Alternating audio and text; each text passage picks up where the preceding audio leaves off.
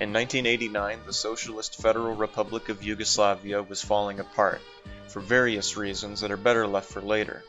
Yugoslavia was beginning to fracture, and in 1991, Slovenia and Croatia declared independence from the rest of Yugoslavia. Slobodan Milosevic, the president of Serbia, didn't like this one bit, and sent the Yugoslav army in to sort them out. The Yugoslav army fought a war against Slovenia for 10 days, after which they pulled out, planned a reoffensive that would surely succeed, but decided not to go through with it because they didn't care that much about Slovenia. Croatia, on the other hand, was much more important. In 1992, Bosnia also declared independence, and the wars in Croatia and Bosnia would not end until 1995. War crimes were committed by everyone. Militias and paramilitary groups blurred the lines between soldiers and non-combatants, and the reasons for the conflicts began to get muddled into a vague mess of ethnic and national pride. And that's really the whole crux of this matter: nationality. You have all these countries that used to sort of have individuality before they became Yugoslavia, but before they were Yugoslavia, they were subject nations to other empires for centuries. So most of them have no recent history to really pull from, so they have to reinvent their senses of national pride. One way they do so is by turning to folk music, singing and playing music in the way they had for centuries. Also, this was around the time when techno music was popular.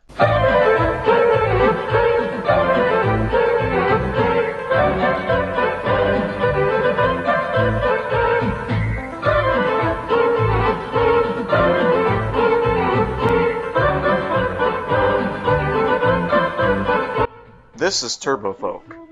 As far as I can tell, the genre started sometime in the mid-80s, but most of the songs that people actually know about are from between 1992 and 1995, right in the middle of both the Croatian and Bosnian wars of independence. By the way, the word turbo folk was coined by a guy who goes by Rambo Amadeus, and that's about the least insane thing about this genre. Turbo folk isn't the only genre in Yugoslavia, and I will mention a few songs that are more like actual folk music or rock and roll, but turbo folk is easily one of the most insane genres on earth, so I need to talk about it for a little while here. Most of these performers are under a Serbian record label called Superton. They have a YouTube channel with most of the songs they've ever published, and also some amazing music videos.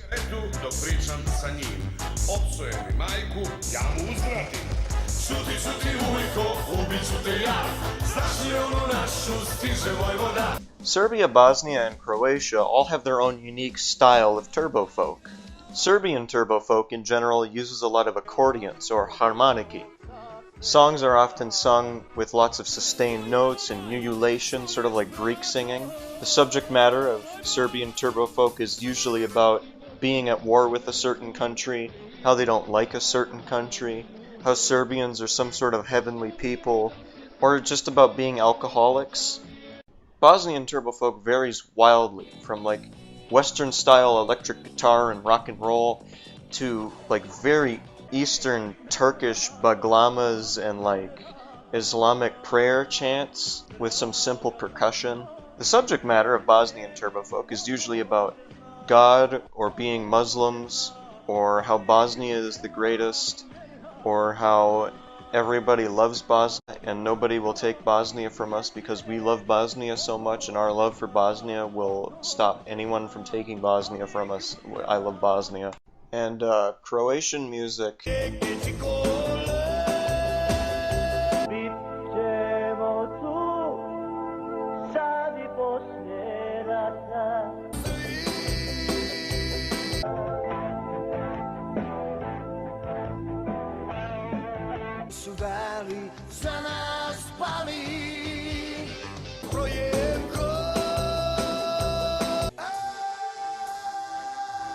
honestly can't find like any Croatian turbo folk. The only music that even came close was usually like unit anthems or this fucking guy just yelling. Maybe it's because I'm searching in English. Maybe if I spoke Serbo-Croatian, I'd be able to search more specifically and find some Croatian turbo folk. But this is the best I got. Of course, these are broad generalizations, Some of the worst songs of the genre tend to blend together, as they are usually just rapid-fire electric farts while somebody vaguely keeps rhythm with some nationalistic tripe. With the general stuff out of the way, let's get specific here. Let's take a look at some performers. This is Mirko Pajcin, better known by his stage name Baja Mali Kninja. He sings about Serbian Krajina and how Bosnia and Croatia should fuck off. His music videos usually feature him sitting at a dinner table with a bunch of other people who look like they want to be literally anywhere else, while Baja himself looks like he's either squinting to read his lyrics on a teleprompter or that the lights are too bright. Baja is the kind of asshole who named one of his albums War and Peace. I really can't imagine a more arrogant thing to do. He's actually had a decently successful career spanning back to 1991. I wouldn't say he's mainstream, even in Serbia, as all the Serbs I've talked to have never heard of him, but he still does live performances even today.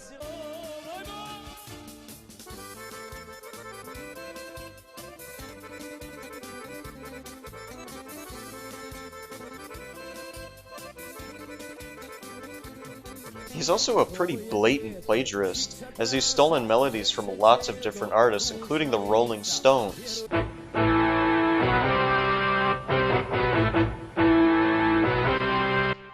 Why the fuck would you steal the riff from Satisfaction? That's such a stupid thing to do. He also stole a melody from Operation Winback on the N64?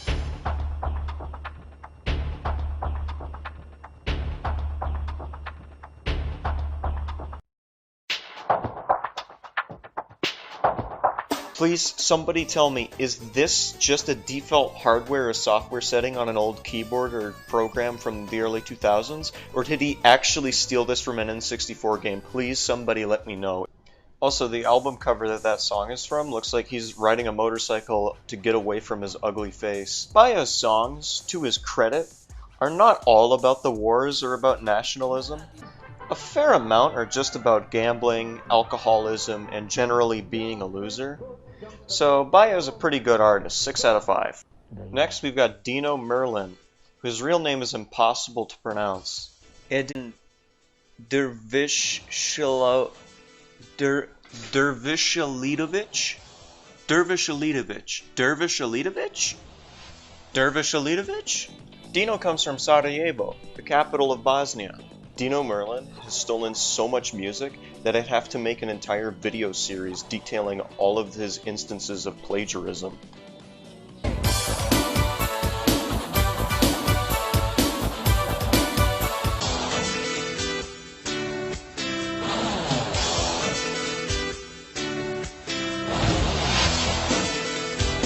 I love this guy. This is Rodoljub Vulovic Roki. I probably mispronounced all of that. He's a nice old man who sings some legitimately decent songs. A fair amount of them aren't even that nationalist and can just apply to war in general. He sings a lot of love songs outside of his turbo folk, if you can really even call his slow, sort of methodical beat poetry style of singing turbo folk. He might just classify as normal folk. Also, he has a worse tooth gap than I do, so looking at him makes me feel a bit less self-conscious. He is a professor, and just recently he retired from being a school commissioner. Prije mjesec dana javljam se jedan Amerikanac Thomas Weber sa Floride, koji prvo na engleskom, pa mu onda Facebook prevodi na srpski i kaže ovako: Gospodine Vuloviću, prvi put kada sam čuo vaše 3 pjesme, doživio sam veliku emociju, iako nisam znao ni jednu jedinu riječ. Međutim, kad mi je moj kolega preveo te 3 pjesme, onda sam definitivno postao vaš fan. All around, he's a pretty cool dude, and I hope he never does anything fucked up, because I like him so much I'd be seriously bummed out.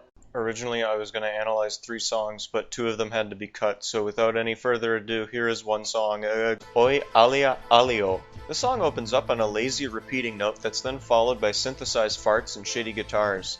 The instruments never get better in the song or even change melodies. It's just these 3 awful digital instruments playing the same tunes through the whole song. But the instruments aren't what I like about this one. It's how horrible these lyrics are. Let me give you some background. After Croatia split off from Yugoslavia in 1991, a horrible war broke out.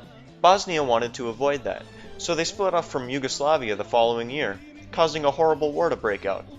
It was a good idea at the time. The president of Bosnia was Alija Izetbegović, and this song is nothing but insults directed to him and Bosnia. The insults start pretty tame. They talk about how Bosnia's allies will one day betray them. They call Alija a and then they talk about how small and fragile Bosnia is. The chorus is this chant-like lyric. This line is an insult towards Bosnians as a people rather than Alija himself. The fertile lands of Posavina were depopulated from evacuations and massacres that occurred in the early days of the war, and calling Bosniak Muslims Turks was a pretty common insult at the time. This line is thumbing the nose at Bosnians while making light of a tragedy, so that's pretty bad on its own, but then you have shit like this.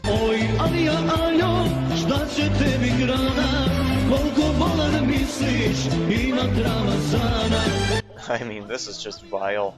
It's insulting a religion and an awful famine at the same time. The idea that someone thought of this joke and then included it in their song is so awful that it's actually hilarious to me. I wanted to analyze this song because it's so darkly comedic. The sheer absurdity of this hatred just makes me laugh, but at the same time it's so deeply concerning. It's so pointless. If you follow the song, the singer's views are kind of vague. I mean, it's clear he hates Alija and Bosnia, but why? Because they wanted independence? Over the course of the wars in Yugoslavia, everyone's goals got more and more vague. Originally, the wars were because local Serb populations wanted to stay in Yugoslavia, but the states they lived in wanted to leave. So the states split against the will of the Serbs feel helpless because voting wouldn't help, because the Serbs were minorities. Big ones, but still minorities, and they just wouldn't be able to shift the balance of votes to be in favor of staying in Yugoslavia. In 1991, when Croatia left Yugoslavia, its president, Franjo Tuđman, claimed that Croatia had the right to declare its independence. Serbia's president, Slobodan Milosevic, said that the Serbs living in Croatia also had this right. So when Bosnia declared its independence the following year, the same exact thing happened, almost with the same timing. Bosnia holds a referendum. The Serbs claim it's unfair because their votes are ultimately meaningless. Bosnia gains independence. The Serbs in Bosnia declare themselves a state, and war breaks out. But as these wars dragged on, the goal got confused. It steadily stopped being about leaving Yugoslavia. It steadily stopped being about countries altogether. These ethnicities and religions who had lived in peace for years and years were now mortal enemies, and thousands of innocents were killed because they were simply the same group of people as the enemy, whatever that meant. Villages were burned and people were slaughtered for no reason, and this song is a perfect reflection of the completely nonsensical hatred that burned Yugoslavia to ashes. Great song, 10 out of 10.